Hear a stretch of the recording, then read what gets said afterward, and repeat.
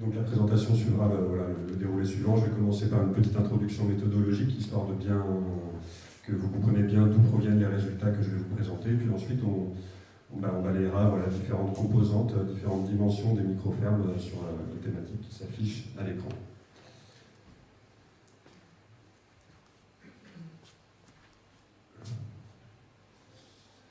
Donc, je disais, les partenaires de l'enseignement agricole, des chambres d'agriculture et du réseau FNAB ont réalisé des enquêtes, des entretiens très approfondis auprès de 42 microfermes voilà, réparties sur l'ensemble du territoire. Elles sont basées pour réaliser ça sur une méthodologie d'acquisition de données communes, sous la forme d'un guide d'entretien et sous la forme d'un outil en fait, de reconstitution comptable.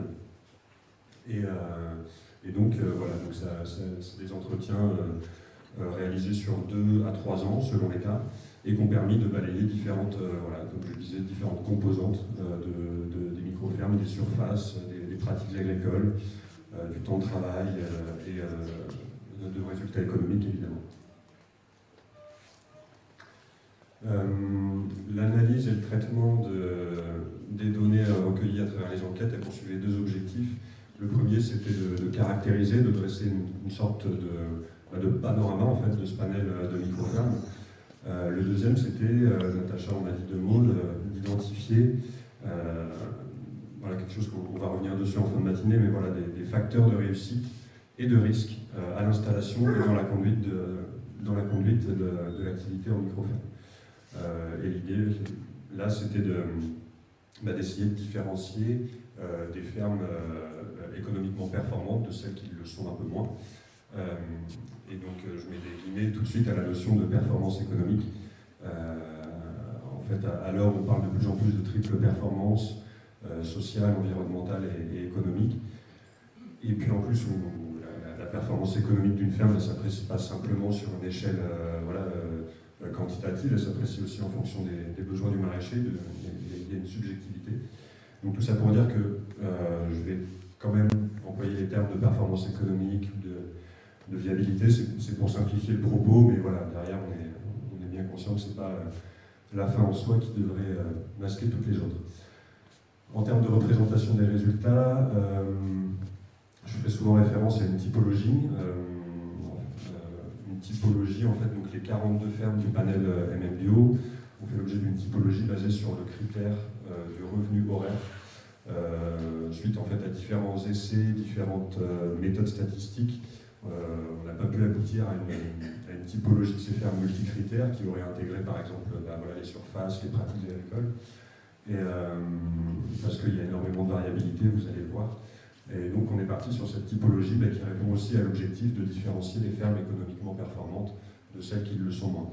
Et donc les fermes ont été réparties en 4 groupes en fonction du revenu horaire issu de l'activité de maraîchage uniquement.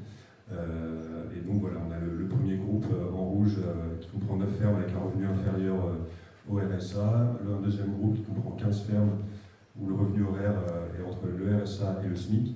Et puis les groupes 3 et 4 comptent des revenus horaires issus du maraîchage supérieurs au SMIC ou supérieurs à 1,5 fois le SMIC. Et donc ils seront toujours représentés de cette manière, ces 4 groupes avec le même code couleur pour que ce soit clair. Et juste avant de passer aux résultats rapidement, quelques précautions méthodologiques à bien avoir en tête, quelques clés de lecture. Les fermes, elles ont été sélectionnées sur la base de critères. Donc ça peut être des fermes professionnelles avec au moins 3 ans d'ancienneté, 1,5 hectare en culture dédiée au maraîchage, 2 tiers du chiffre d'affaires issu de la commercialisation. Donc il y a un filtre en fait à l'entrée, il y a des fermes qui n'ont pas pu être intégrées au panel. Et voilà, en fait, tout ça pour dire que cet échantillon, il ne prétend pas à la représentativité des micro-fermes maraîchères bio de France. Voilà, donc ces résultats, on ne peut pas les extrapoler. La grille de lecture, elle est économique, elle est aussi un peu sociale, comme je le disais, et aussi très important, donc l'ensemble des données techniques et économiques que je vais vous présenter, elles traitent du maraîchage uniquement. quand bien même il y aurait d'autres ateliers de production sur ces fermes, et ça en concerne un certain nombre. Ben voilà, les données de surface, les données de temps de travail, les données économiques comme le chiffre d'affaires ou autres, ne s'attachent vraiment qu'à l'atelier de maraîchage dans le but de produire des repères technico-économiques sur le maraîchage sur petite surface. Et j'en viens au résultat, à commencer par donc la répartition des fermes à l'échelle de la France. Bon, ça a été la force du projet, hein, cette grande diversité de partenaires répartis un peu partout a permis d'enquêter des fermes voilà, réparties de cette manière, de couvrir une grande diversité de contextes, à la fois en termes d'altitude, de climat, de précipitation et avec toutes les répercussions que ça peut avoir sur la conduite des systèmes. En termes de profil, donc les profils des porteurs de projets à l'installation, on est essentiellement sur un public voilà, de personnes non issues du milieu agricole, en situation de reconversion professionnelle, avec une expérience agricole à l'installation, avant l'installation inférieure à 1 an, et puis des niveaux de formation là, qui sont très variables. C'est partagé à la moitié du groupe avec un niveau de formation, tout secteur confondu, supérieur à la licence, l'autre moitié qui est en dessous. Et le BPREA est très représenté, puisque 50% des porteurs de projets ont suivi un BPREA avant de s'installer. La question des profils, là, c'est pas relié, il n'y a pas de lien avec la typologie dont je parlais, la typologie sur le revenu horaire. On va retrouver tous les niveaux de formation, les diplômes, tous les profils en fait, dans les 4 groupes. Voilà, donc il n'y a pas de lien avec cette typologie. En termes de statut juridique, voilà, une majorité d'exploitation individuelle. Et en termes d'ancienneté au moment de l'enquête, pareil, on ne voit pas de relation avec la performance économique, disons, des micro-fermes. Vous voyez que là, les 4 groupes, donc l'ancienneté moyenne au moment de l'enquête était entre 6 et 7 ans. Et on a 2 fermes assez exceptionnelles avec une ancienneté supérieure à 30 ans, qui sont dans les groupes 3 et 4. Mais voilà, au-delà de ça, les moyennes, les médianes en termes d'ancienneté sont très très proches dans les 4 groupes. Je le dis maintenant parce que vous allez sûrement vous poser la question à un moment ou à un autre. Au cours des entretiens, il a aussi été demandé aux maraîchers, aux maraîchères d'exprimer leurs attentes et leurs motivations à l'installation. Qu'est-ce qui les motivait dans le lancement de ce projet?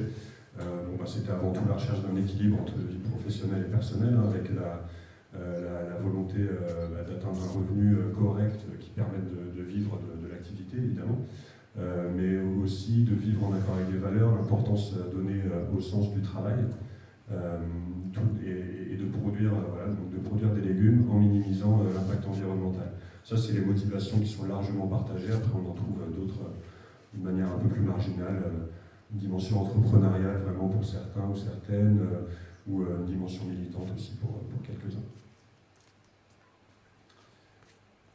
Et j'en viens aux données techniques. Donc en termes de surface, donc les surfaces totales, au-delà de la surface cultivée en maraîchage, les surfaces totales des fermes varient entre 5 000 m² et 12 hectares, en médiane à 2 hectares 4. Et par contre, en termes de surface cultivée, là, vraiment dédiée au maraîchage, ça varie quand même beaucoup. Je parlais du critère, toutes les fermes ont moins d'1,5 hectare en maraîchage. Là, ça varie de 2400 m² à 1 hectare 4, avec des usages de ces surfaces très différenciés aussi, puisqu'on a des fermes qui ont 1% seulement de leur surface cultivée sous abri, d'autres qui sont à 60%. J'ai mis 2 exemples là, à peu près à l'échelle, pour bien se figurer les différences dans les systèmes, et juste sur la question des surfaces. Sachant qu'en moyenne c'est ça, donc c'est 7000 m² cultivés en tout, dont à peu près 17%, soit 1000 m² sous abri. On parle aussi d'intensification des surfaces pour exprimer le nombre de cycles de culture réalisés sur une même surface et sur une même année. Et donc il est en moyenne de 1,63, mais vous voyez que là aussi il varie beaucoup, non seulement entre les fermes, mais aussi voilà, il est souvent de manière assez évidente plus élevé sous abri qu'en plein champ. Et donc avec cet indice d'intensification des surfaces, on peut estimer la surface développée, soit la surface cumulée. La surface cumulée qui est cultivée sur une même année. Et tout ce que je viens de dire sur les surfaces, il n'y a pas de lien avec la typologie, que ce soit le pourcentage de surface cultivée sous abri ou le coefficient d'intensification. Voilà, c'est pas relié à la typologie, ça veut dire qu'au sein de chaque groupe, on va retrouver différentes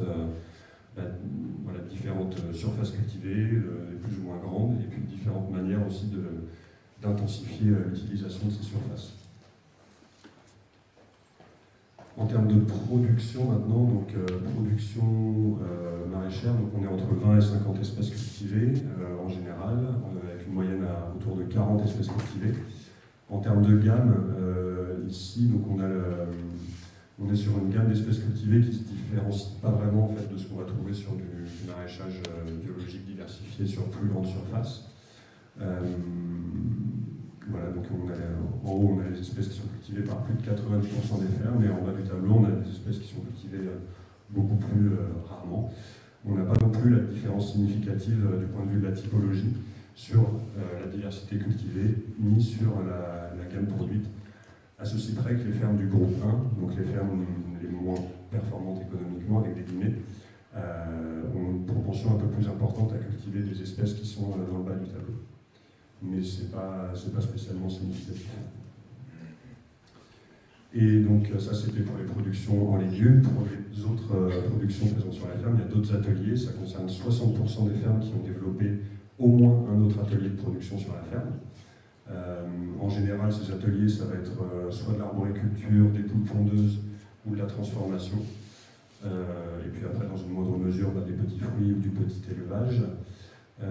Et du point de vue de la typologie, là non plus pas de différence significative. On peut toutefois noter que dans le groupe 4, c'est un atelier maximum qui a été développé en plus du maraîchage. Donc un peu moins de diversification en termes de production. Mais voilà, on voit que dans le groupe 3, qui est très proche du groupe 4, c'est pas le cas. Je vais vous parler maintenant de commercialisation. Donc on retrouve les circuits de commercialisation typiques des circuits courts, la vente en panier aux AMAP, la vente sur les marchés, la vente à la ferme ou en magasin spécialisé, puis dans une moindre mesure, pour seulement 25% des fermes, la vente via des magasins producteurs. Il n'y a pas de différence là non plus dans les types de circuits mobilisés, il n'y a pas de différence du point de vue de la typologie. En revanche, on note une tendance à un peu plus diversifier ces débouchés chez les fermes du groupe 1. Il y a plus de types de circuits qui sont mobilisés. On note aussi, si on regarde le ratio, la part du chiffre d'affaires qui est réalisé sur le type de circuit principal pour les fermes du groupe 4, donc les plus performantes économiquement, c'est plus de 90% du chiffre d'affaires qui est réalisé sur un type de circuit. Donc il y a une sorte de concentration en fait, de concentration du chiffre d'affaires sur un débouché, ce qui questionne la nécessité d'avoir un circuit fort qui permette d'écouler soit plus de volume, soit de mieux valoriser la production. En termes de prix de vente maintenant, les enquêtes elles ont permis d'estimer les prix de vente pour une sélection de 13 espèces de légumes. Et donc, à partir de ces prix de vente, on a pu calculer un prix de vente moyen à l'échelle du panel. Et donc, c'est ce qui est représenté ici. Chaque bâton représente une ferme, chaque couleur, chaque motif représente une espèce. Et donc, on a les écarts en pourcentage au prix moyen. Et donc là, en fait, ce qu'on voit, c'est qu'on a des fermes. Ces écarts, en fait, ils permettent de traduire deux choses. Soit un effet territoire, où les prix de vente vont varier de manière régionale, soit un effet de stratégie de fixation des prix différenciés. En fait. On voit qu'on a des fermes qui ont tendance à vendre systématiquement, en tout cas sur ces 13 espèces, qui vendent plus cher que la moyenne, d'autres où tout est moins cher, d'autres où c'est plus cher soit moins cher, d'autres très proches de la moyenne. Voilà. Donc on n'arrive pas bien à différencier les deux effets, les effets territoire, les effets stratégie de fixation des prix. Mais voilà, ça veut quand même dire des choses, d'autant que quand on regarde ça du point de vue de la typologie, qu'on calcule l'écart global moyen au prix de vente, on constate que le groupe 1, les fermes du groupe 1 ont tendance à vendre systématiquement plus cher, en tout cas sur cette sélection de 13 espèces cultivées. Voilà, entre un peu plus de 0% jusqu'à 30% plus cher quand on intègre ces 13 espèces. Donc voilà, ça questionne voilà, la stratégie de commercialisation qu'il faut avoir. On peut se dire qu'il faut avoir un réseau de commercialisation à la fois qui est diversifié pour être un minimum résilient, mais pas trop quand même pour essayer de concentrer un peu ses ventes et de gagner en efficacité dans sa commercialisation. Et puis voilà, d'avoir des volumes produits qui autorisent une vente à des prix voilà, raisonnables, qui vont faciliter un écoulement fluide de la production. Voilà, on aura l'occasion de discuter de ces choses-là dans la suite de la journée.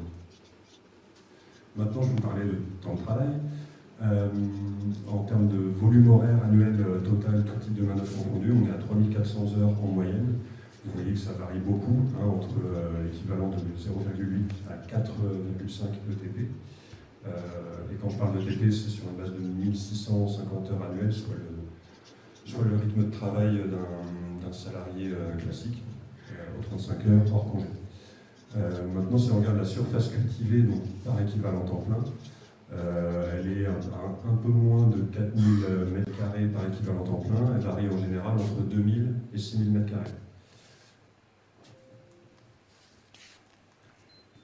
Et maintenant, on peut aussi regarder les types de main-d'œuvre qui sont mobilisés. Donc on a 25 fermes qui ont recours à de la main-d'œuvre salariée, 27 fermes qui ont recours à de la main-d'œuvre bénévole, 11 fermes sur les 42 avec 2 maraîchers installés.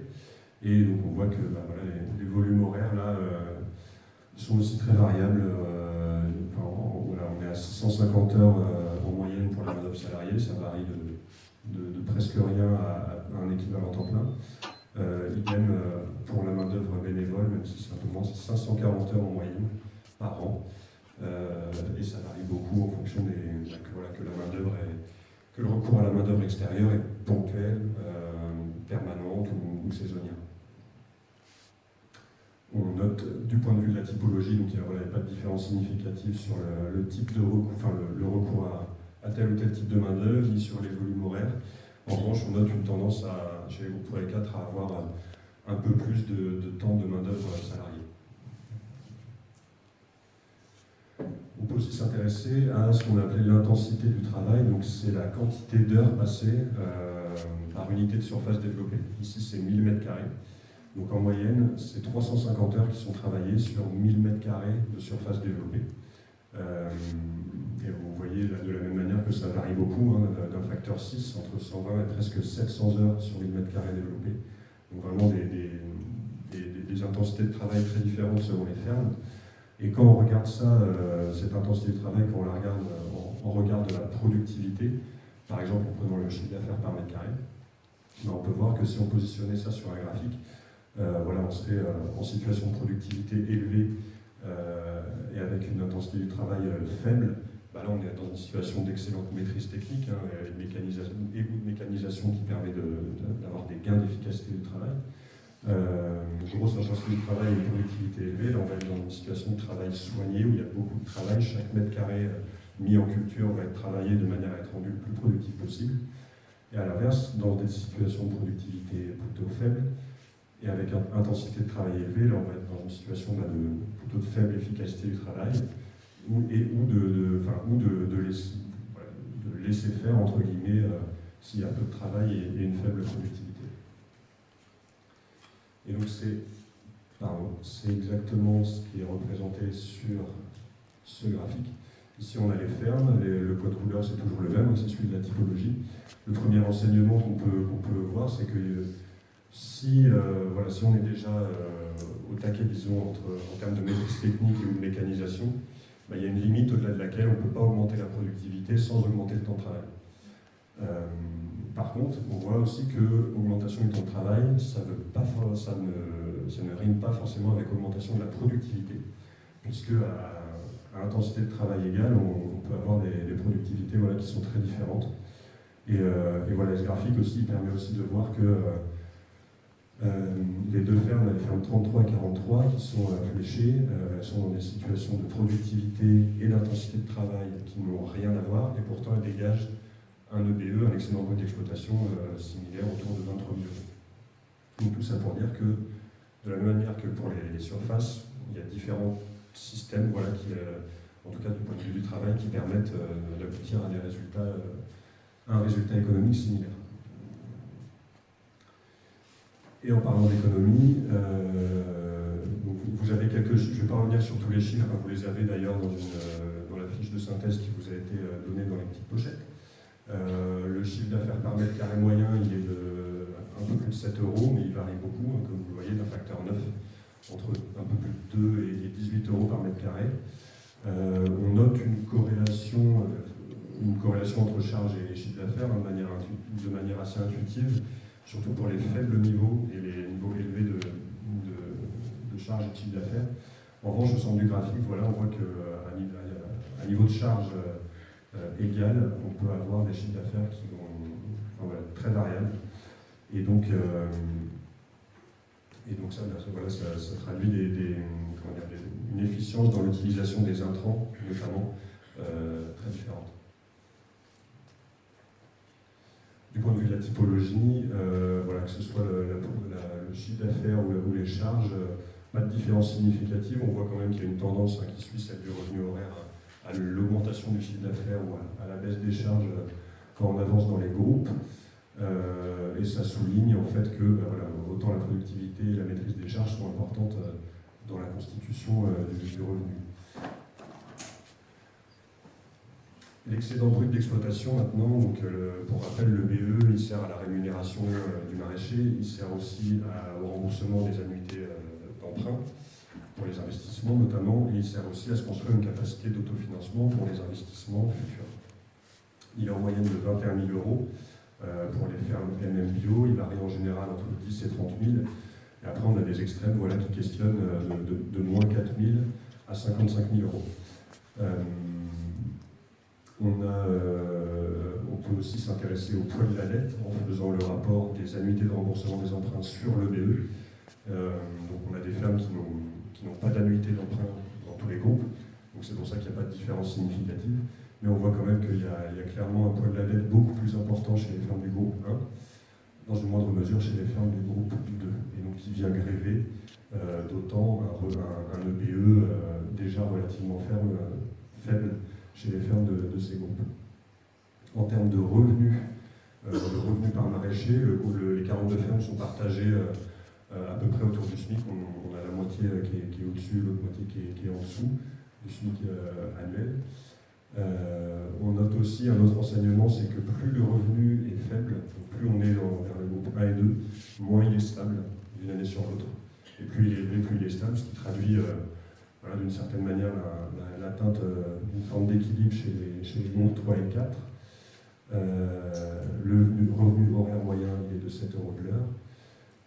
Et on a essayé on a cherché la corrélation entre le revenu par maraîcher et la satisfaction exprimée vis-à-vis de ce revenu. On voit que globalement il y a une corrélation, mais quand même on a des écarts qui questionnent, c'est notamment chez les groupes 1 et 2. Ces écarts ils peuvent traduire deux choses, soit le revenu issu du maraîchage dont je vous parle depuis tout à l'heure, il est complété par celui issu d'un autre atelier ou par un revenu annexe, soit il suffit effectivement aux besoins du maraîcher et des besoins qui peuvent être réglés par une recherche de sobriété ou une forme d'autonomie alimentaire pour certains ou certaines d'entre elles, d'où cette décorrélation pour certains.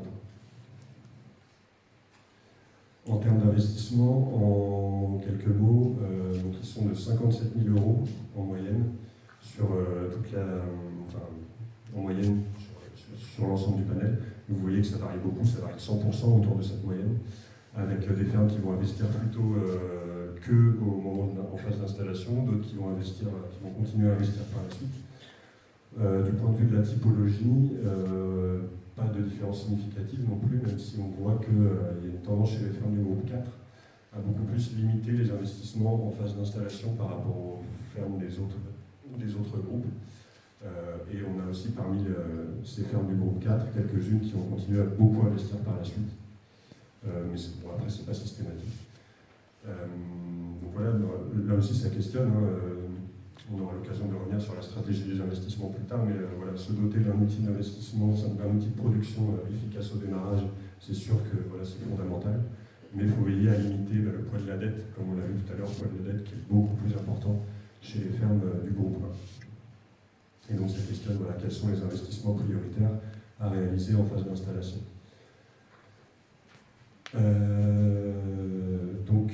Bon, là, je vous ai montré pas mal de graphiques, on va passer aux pratiques agricoles. Je ne vais pas rentrer dans le détail, faute de temps.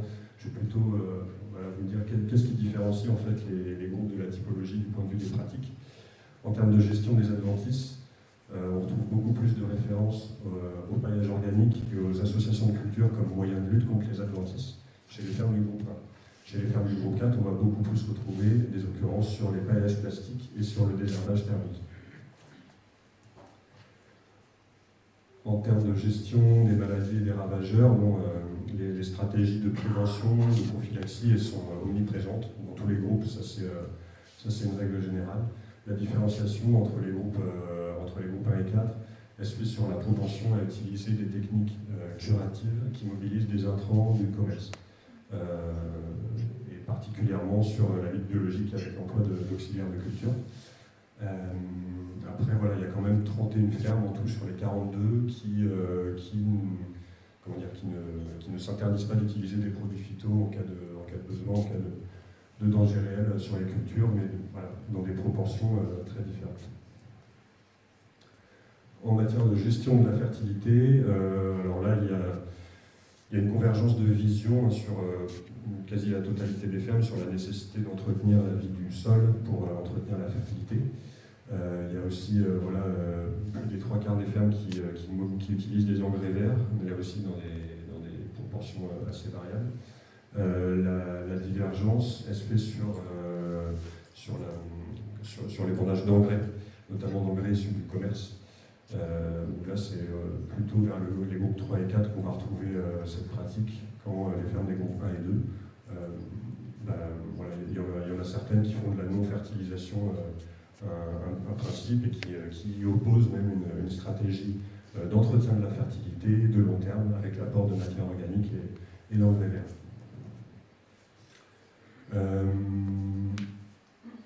Je vais avancer pour vous parler un petit peu d'équipement. On va retrouver toutes les gammes d'équipements dans l'ensemble du panel des fermes. Il y a peu de différenciation en fait, entre les groupes, sauf sur les équipements, quelques équipements d'irrigation, à savoir les programmateurs et les réseaux d'amener d'eau jusqu'aux parcelles, où on va retrouver beaucoup plus dans le groupe 4. En termes d'équipement sur le travail du sol, on va retrouver chez les fermes du groupe 4 beaucoup plus de motoculteurs et de cultivateurs. Et après, chez les fermes du groupe 1, on peut retrouver aussi des équipements de traction et de travail du sol. Et sur les entretiens de culture, c'est en lien avec les pratiques que je disais tout à l'heure, chez les fermes du groupe 4, on va retrouver beaucoup plus de désherbeurs thermiques. Et quand on regarde, donc il y a un indicateur qui traduit le niveau d'équipement, en fait, d'équipement motomécanisé, donc traction et outils tractés de préparation du sol et d'entretien des cultures. Et quand il va de 0 à 8, selon qu'on est plus ou moins équipé. Et quand on met ça en regard de l'intensité de travail, enfin de la quantité de travail, on perçoit qu'il y a un lien entre, en fait, on voit que moins on est équipé en équipement motomécanisé, plus on doit compenser par le travail, en fait, donc c'est la zone en haut à gauche. Par contre, on voit qu'un niveau d'équipement important n'est pas du tout synonyme de réduction du temps de travail. Et que ça dépend de beaucoup d'autres facteurs. Et je vais terminer cette présentation en vous parlant de pénibilité. La pénibilité, donc les partenaires ont essayé de l'objectiver en évaluant la pénibilité à travers quatre items, que sont la complexité technique, la pénibilité mentale, la pénibilité physique et la sensation de surcharge de travail. Cette pénibilité elle a été évaluée par les maraîchers sur une échelle de 0 à 4 au moment de l'installation et au moment de l'enquête. Et donc ce qu'on voit, c'est que déjà la pénibilité a tendance à baisser avec le temps.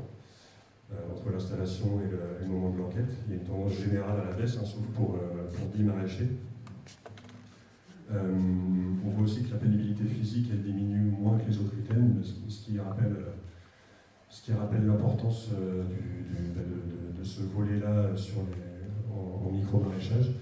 Et puis on note aussi que les fermes du groupe 4, donc c'est toujours le même code couleur, chez les fermes du groupe 4, la pénibilité a tendance à plus diminuer, plus rapidement que dans les autres groupes. Et donc voilà, donc j'ai presque fini. Je voulais vous laisser sur un dernier graphique, parce que vous n'en avez pas eu assez, je pense. Là, donc c'est les facteurs de production un peu qu'on considère en économie que j'ai essayé de représenter ici, donc avec le capital représenté par la quantité d'investissement réalisé et le travail avec l'intensité du travail que j'ai évoqué tout à l'heure. Voilà, bon, c'est un peu grossier comme approche, mais les économistes me pardonneront. Et en fait, ce que ça dit, ce graphique, c'est qu'on voit dans une même zone, donc à quantité de facteurs de production égaux, et ben on peut avoir des résultats économiques extrêmement différents. Par exemple, on peut regarder en haut à gauche les fermes 34 et 23 qui sont dans des groupes tout à fait opposés et qui pourtant ont des quantités d'investissement et de travail assez similaires. Et donc ça questionne sur l'approche quantitative trouve ses limites en fait ici, et c'est plus la nature des équipements, leur qualité, leur adaptation à l'utilisateur et à l'usage qu'en effet qui va être important. Pareil pour le travail, j'ai parlé d'efficacité du travail, donc l'efficacité plus que la quantité finalement serait déterminante. L'efficacité passe par la maîtrise technique des gestes, des opérations, elle passe aussi par l'ergonomie en général de la ferme et du matériel, elle passe éventuellement par la mécanisation. Et donc, voilà, tout ça pour dire qu'il y a une grande diversité de systèmes qui permettent de tendre vers la viabilité. On l'a vu sur la question des surfaces, sur du temps de travail et de tout un tas d'autres indicateurs. On a vu aussi que derrière ce qu'on appelle la micro-ferme maraîchère diversifiée en agriculture biologique, il y a toute une multitude de systèmes différents. Et on a vu aussi que c'est un modèle qui peut être viable.